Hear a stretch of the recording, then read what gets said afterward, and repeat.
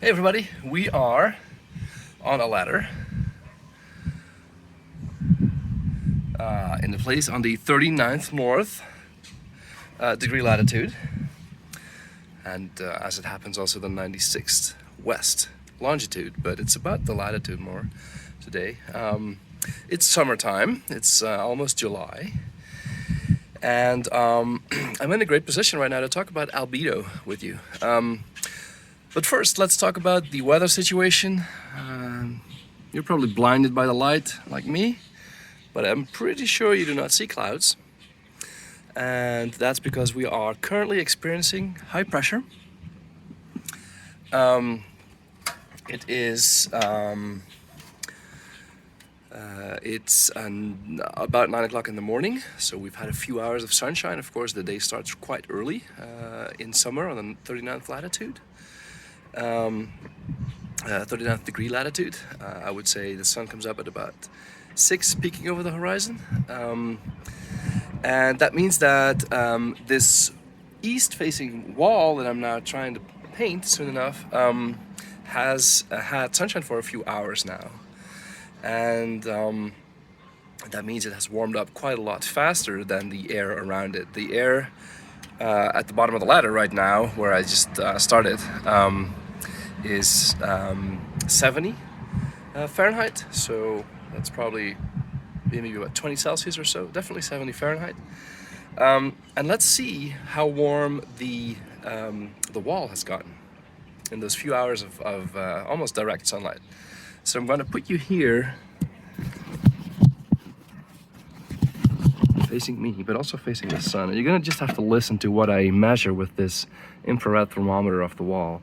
So I'm first going to measure the new paint. The new paint is the white paint. And then I'm going to measure, I hope you can see that, the darker paint, which is the old paint. So the new paint, point this right here, we're getting a good reading, 106, 105-ish Fahrenheit. So that's quite a lot warmer than air temperature, right?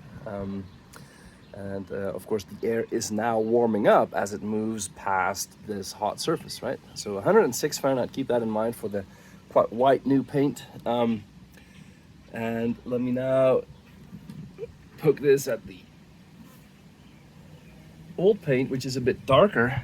Believe it or not, the old paint is 137 Fahrenheit. That's an enormous difference between those two paints. They have been exposed the same way. They're just as east as each other. They've had the same amount of sunshine, and so we must attribute this difference to the albedo. The darker, older paint has a lower albedo, which means it reflects less of the sunlight that it gets, and the remainder is absorbed, and absorption, as you know, leads to higher temperatures. And not just a little bit of higher temperatures, right? This is a 30 plus, or 30, about 30 Fahrenheit difference in the temperature of the outside of the house here. So we can, I think, get two things to this. One, both kinds of paint are relatively light, yet the difference in albedo between them, which is probably also not extreme, has already led to a very large temperature difference over these few hours of sunlight. Two, this means that it's going to be a lot easier to keep your house cool if you have light-ish paint. And I was personally, honestly struck by how big this difference is. So something that you might want to remember if you try to save on your AC costs in summer.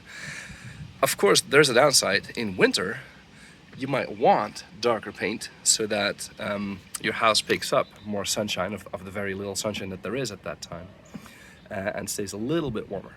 I think the summer effect is a lot stronger at this latitude and with the temperatures that we have here. Last thing I'm going to check with you is the actual quite dark paint over here. It's not a perfectly good comparison with this very dark paint because it's on a different surface. This is different kind of material. This is wood. So let me poke the infrared thermometer at the wood. You might even be able to read it. I'm getting another 138. So this is even warmer than the darkish paint over there. That makes sense to us. We expect it to be warmer because the albedo of this darkest paint is definitely going to be the lowest albedo. So high albedo, white paint keeps the house cooler. Bye.